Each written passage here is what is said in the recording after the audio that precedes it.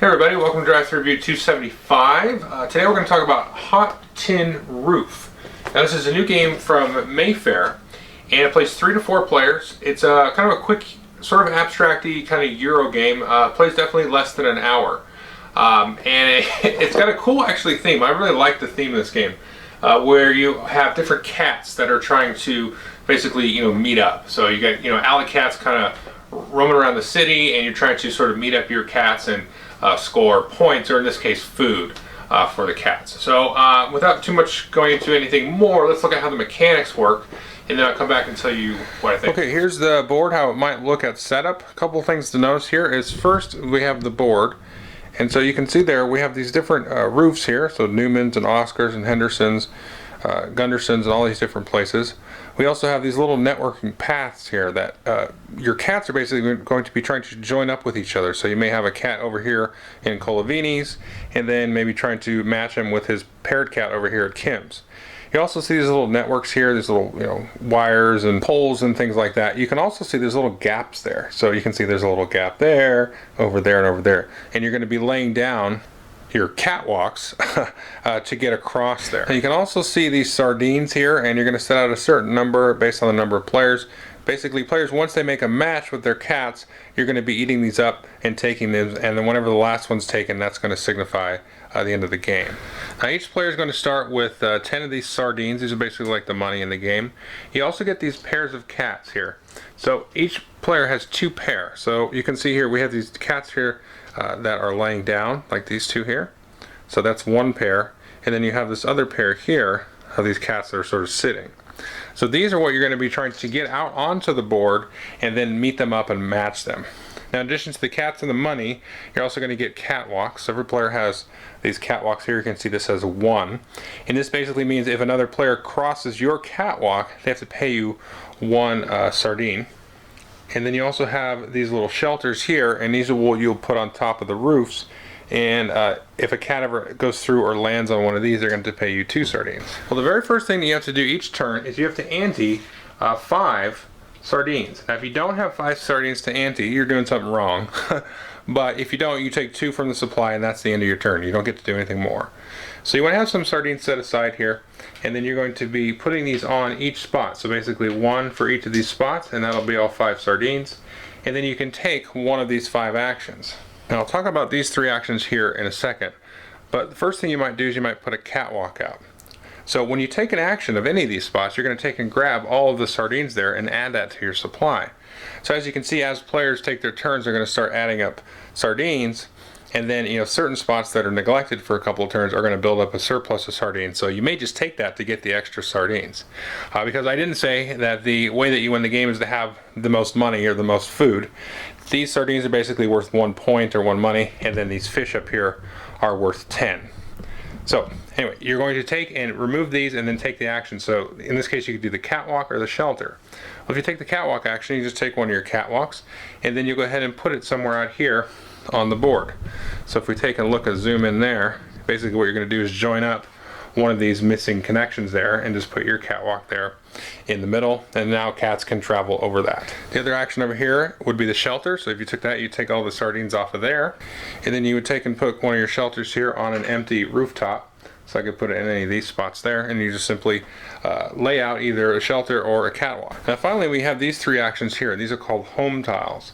And if you take one of these, then you're going to put your pair of your cats out on these locations here. We say this one here is showing us that there is a spot on Fenlands and then Politis, and they kind of give you a rough estimate where that is. So if we look over here, we can see there's Politis there, and then Fenlands will be just up here, right there. So you take that, and then you'll put one of your pairs of cats out onto the board. So I maybe will put my little sitting cat out here at Fenlands, and then I'll take and move this other one over here to Politis over there. So that's that action. So you take all the sardines, you take the home tile, and then again you'll replenish the supply there as these come out. And as you can see, there is a ton of these, so you'll never even get probably halfway through the stack. So the variety and the way that the cats come out will be, probably pretty different every time you play. So after you've emptied up your sardines, taken one of the actions, then you can move your cats. And so you can basically move them however you want. If you have both pairs out here, you could move them. Now I should say, if you have both pairs out here, obviously you can't take this action because both pairs are out on the board. So that's interesting. I'll talk about that more in the review. But basically, you move your cats. If you, like I said, if you move over somebody's catwalk or land on or cross somebody's shelter, you've got to pay them food. But when, let's say I had built a little network here and got these two back together, then I'm going to take one of these fish, and again, these count as basically 10 points. And then these cats come off the board, so I can get, they'll, go ahead again and then place one of these out there, get them back out, and then join them up. So it's kind of a little bit of a calculation between, okay, how many points am I going to spend to get them together? I want them to go over all of my stuff, which I don't have to pay, versus going over my opponent's spots and then getting, basically 10 points out of that. But you can also see that these will build up over time, so there's a little bit of calculation in terms of which of these actions do I take, because one of these is going to stack up with tons of points. So maybe we'll take one that's a little bit further apart from each other. Well, like I said, you basically play until the supply there in the sort of fish market runs out. Once that happens, that is going to be that person's last turn, but then everybody else gets an opportunity to just kind of look at the board. If their cats can be joined up, then they can do that and then make their normal payments. If they can't link up, their pairs of cats, they're going to lose 15 food for each pair that they can't join up. So that could be quite catastrophic. You don't want to spend too much time at the end of the game being in a spot where the cat might get stuck and not be able to join back up. So that's pretty much how you play. Okay, I hope you enjoyed the overview. This is a game I really like. It feels like it's been a while for me, at least personally, that I played a nice, very light Euro like this, and that's what this is. Definitely you can play this at less than an hour. And the designer, Leo Colovini, I played a game of his last year called Aztlan, which was also very neat, kind of a very abstract area control game. And then I played a game some time ago called Bridges of Shangri-La, which was also, this game kind of reminds me of that, where you're kind of building up networks. So I think if you liked that game, this feels kind of in that same vein. It doesn't feel like too reminiscent of it, that I wouldn't think that if you like that, you wouldn't be repeating yourself too much here, because this one has a little bit of that bidding idea, where you kind of have to ante up the sardines and then figure out which action you're going to take. And there's a nice balance there between taking something for the money and versus taking it because you're going to affect something kind of optimal on the board for you. So there's a nice balance between that, and it's not super heavy, and it's very easy and quick to pick up. You can explain it in like 5 minutes easily, and just kind of explain as you go and just kind of get in the game really quickly. So it's a nice family game, and that's nice. But it is what it is. It's not like super strategic at all, because you don't know where to put your catwalks and where to put your landings and things like that. So there are some places you kind of put in the middle, but people can kind of work around you. There is an interesting bit about leaving yourself open with options that I found. So last time I played it, I kind of realized that, like, okay, so I need to kind of keep a catwalk back and keep a shelter back. So you have a limited supply of catwalks and shelters that you have to get out. But you kind of have to time that with joining up your cats on the board so you can get them off and then put them back on.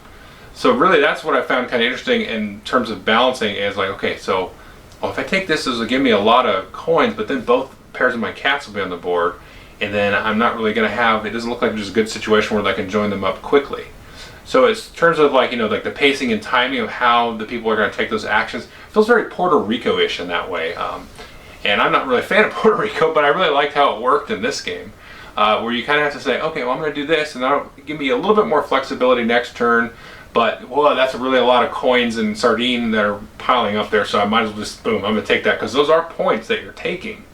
So it's nice, but it plays quickly. It's not, it doesn't burn your brain or anything, but it's a nice light Euro. So if you're looking for something like that with a kind of an interesting theme, kind of an interesting graphic design, I'm kind of curious how that's going to look on video, because when I first opened the board looking at all things, I was like, ooh, I can't tell what's going on. But you kind of pick it up pretty quickly. It's not very hard to discern what's happening. So it's got a very interesting color palette, though. It's not something you normally see, kind of the nighttime alley thing. I think they kind of pulled it off. Mayfair kind of hit or miss sometimes with their color palette and their components, but in this case it feels like, I think it worked. Now if you're colorblind or something, I'm not sure about it. But I would say play this in a well-lit room, of course, but definitely for this kind of game, because I believe if you're playing in a darkly lit room, you might miss a little bit of a connection or something. But anyway, that is Hot Tin Roof. Take a look. Thanks.